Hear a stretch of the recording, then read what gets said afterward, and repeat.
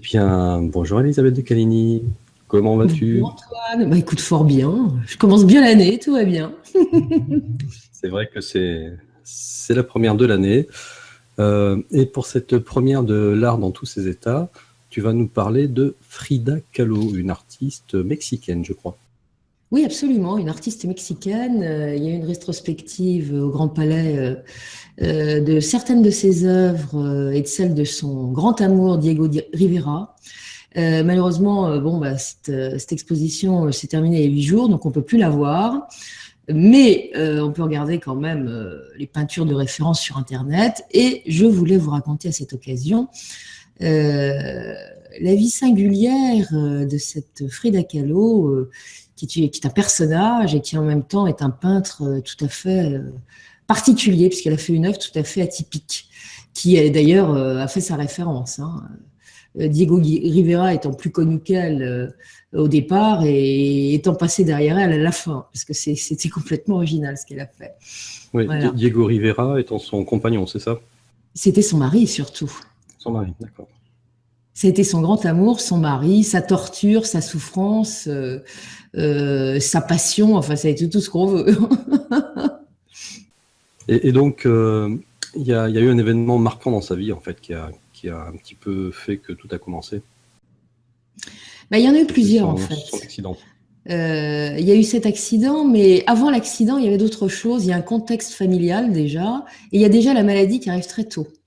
Elle naît en juillet 1907 à Mexico. C'est une Mexicaine, donc pur jus. Elle vit dans un quartier assez aisé. Son père est photographe officiel du patrimoine culturel. Il s'occupe de photographier les œuvres archéologiques mexicaines. Et elle, déjà, petite fille, colorise les photos de son père. Donc, il y a déjà un petit côté artiste dans tout ça. Père qu'elle adore et qui est marqué par une grave maladie lui aussi, puisqu'il est épileptique. Et il fait sans arrêt des crises. Donc, elle le ramasse régulièrement pour le sauver. Donc, il y a déjà un contexte particulier. Elle a une mère dépressive au dernier carat, qui s'occupe mal de ses enfants, qui donne pas de tendresse. Voilà qu'elle va choper la polio à 6 ans. Ce qui va lui laisser une jambe très fine et très handicapée. On va l'appeler la boiteuse à l'école. Donc ça, c'est absolument terrible parce qu'elle en éprouve déjà une souffrance de rejet. Et elle va se forger son caractère à ce moment-là. Elle va décider de défier tout le monde. Adolescente, elle va s'habiller en garçon. Elle est complètement androgyne. Il y a de très belles photos d'elle d'ailleurs. Elle se coupe les cheveux. C'est plus la petite fille. Et elle dissimule cette infirmité, non pas sous des jupes longues, ça viendra plus tard, mais sous un pantalon et une apparence tout à fait androgyne. Elle est brillante. Elle est brillante et elle va rentrer à l'université très vite, enfin dans une école privée, peut-être pas privée, mais élitiste, si je puis dire. Il y a 2000 élèves, sur les 2000, il y a 35 filles. Elle en fait partie. Et à 15 ans, elle va rencontrer un homme qui est en train de faire de la peinture, une fresque murale dans un amphithéâtre. Et cet homme, c'est Diego Rivera. Diego Rivera, qui a 21 ans de plus qu'elle, et elle lui fait du charme. Et lui, il est complètement sous le charme de cette jeune fille qui a de l'esprit, qui a du caractère, qui a une infirmité qu'elle domine et qui est complètement séduisante. Et il va tomber complètement sous le charme. Et ils vont se regarder dans le blanc des yeux. Et elle, quand elle va ressortir de l'amphithéâtre, elle va courir voir ses copains. Elle va leur dire « J'ai trouvé l'homme de ma vie et je vais lui faire un fils ». Ça commençait bien et ça commençait fort. Mais le drame va arriver, elle va fréquenter Rivera et effectivement, on en revient à ce que tu as dit.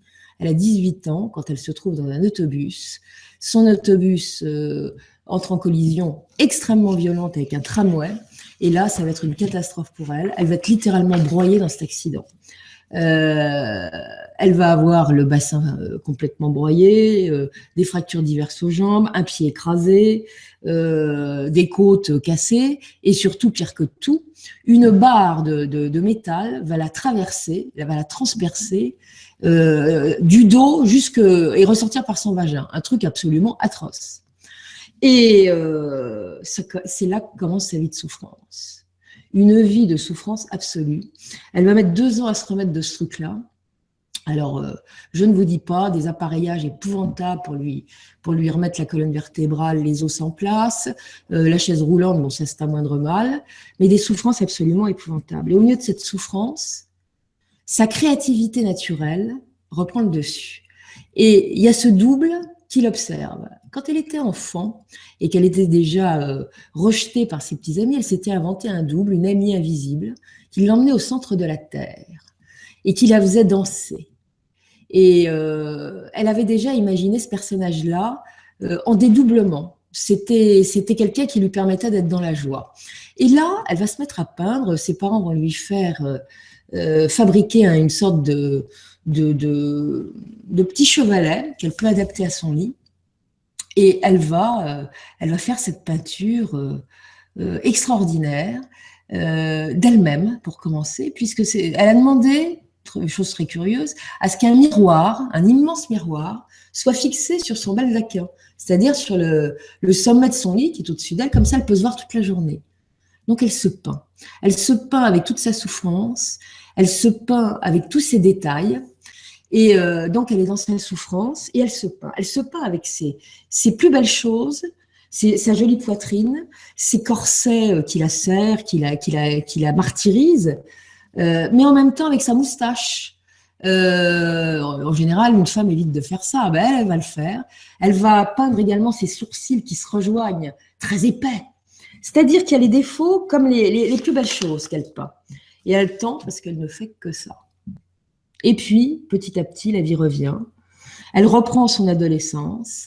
Elle reprend ses études. Elle a un groupe d'amis assez turbulent à la fac, et puis à la révolution aussi mexicaine. Donc elle a des idées socio-nationalistes. Elle manifeste, ça forge également son caractère. Et elle retrouve Rivera. Elle retrouve Rivera, qui est sorti de sa vie quand même depuis un moment, et il est complètement sous le charme. Elle est émerveillée par le peintre, le génie, elle le porte au nu. Il l'impressionne par sa capacité de travail.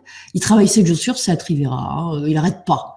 Et puis c'est un géant protecteur. Elle est toute frêle, elle a 49 kilos, lui 150, toute petite, lui immense.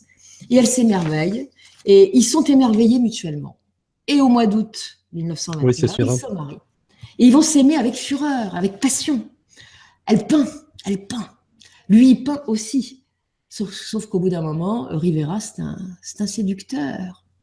Donc, il va se mettre à regarder à nouveau ailleurs. Et il la trompe. Et ça la bouleverse. Elle est possessive, elle est jalouse, elle se met à faire pareil. Donc, ça va être à qui trompera le plus l'autre, avec des scènes de ménage homériques. Et ça va mal se terminer. Va y avoir 3 ans de guerre absolument atroce entre eux. Ils vont divorcer au bout de 10 ans de mariage, en 1939. Et là, elle va exprimer toute sa douleur dans ses toiles. Et là, tu as cette toile avec les 2 cœurs et une seule artère qui les relie. C'est une toile de souffrance. Il y en a une autre aussi, où on la voit à nouveau en jeune homme androgyne, les cheveux coupés, un ciseau à la main, en costume de garçon. Elle a perdu sa féminité, elle s'est coupée de sa féminité. On l'a rejetée, elle l'exprime. Il va y avoir toute une série de toiles comme ça, de douleur.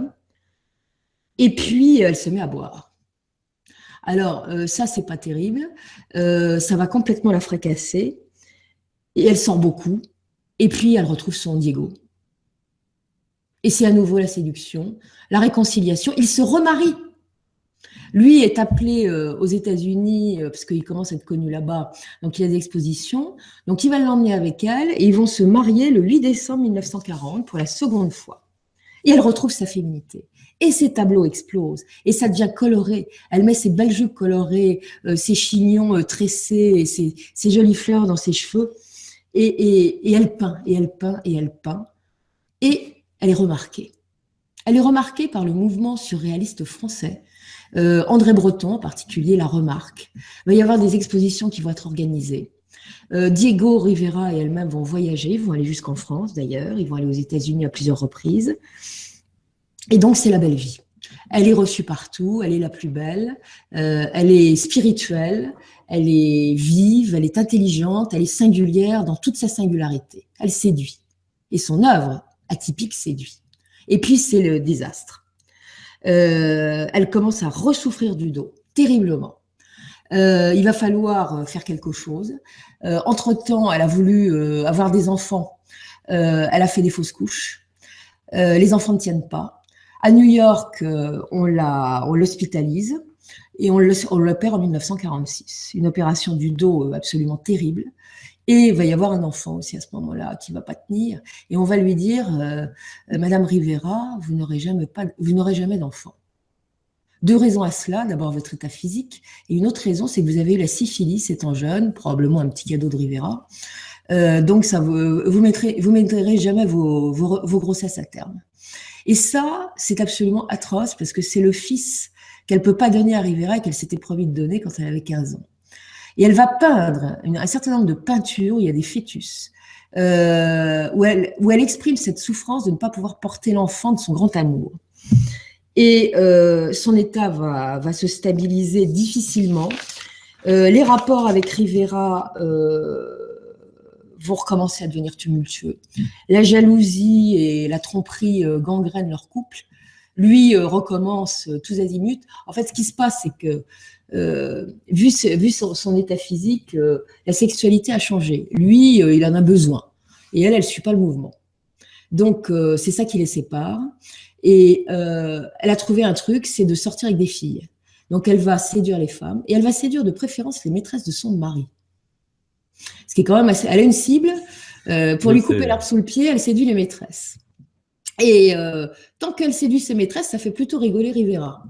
Sauf que, y a des hommes de temps en temps. Alors ça lui plaît beaucoup moins parce que comme souvent des grands cavaleurs, si je puis dire, ils sont jaloux.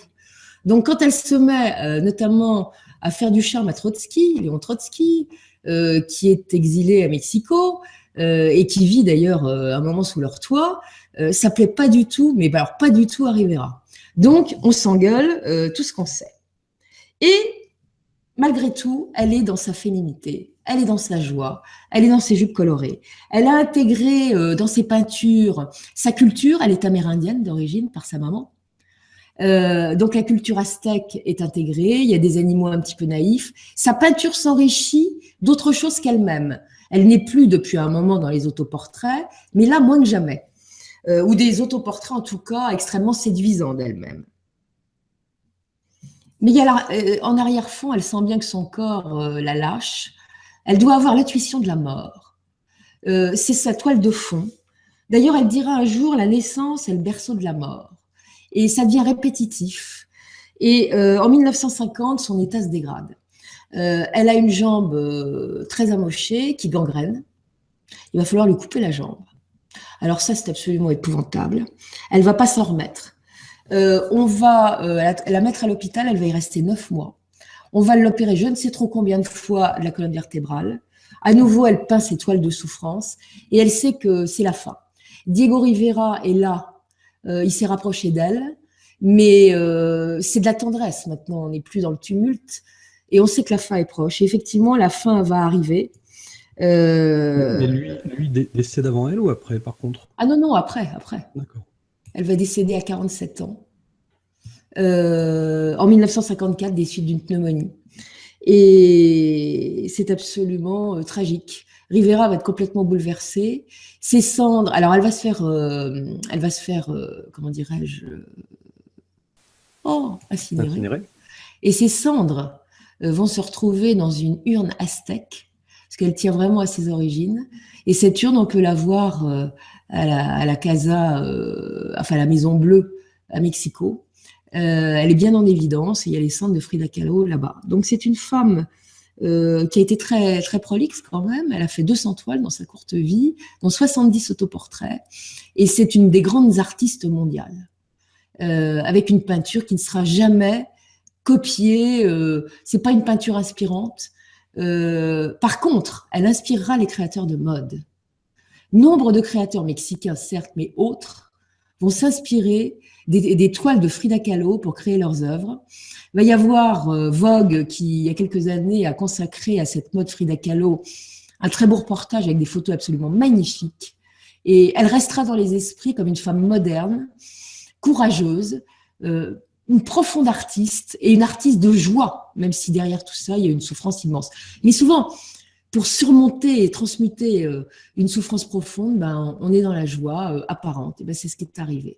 Voilà ce que j'avais à dire sur cette femme merveilleuse, une artiste que j'aime beaucoup, qui est probablement mon artiste préféré dans la catégorie féminine, si je puis dire. Voilà.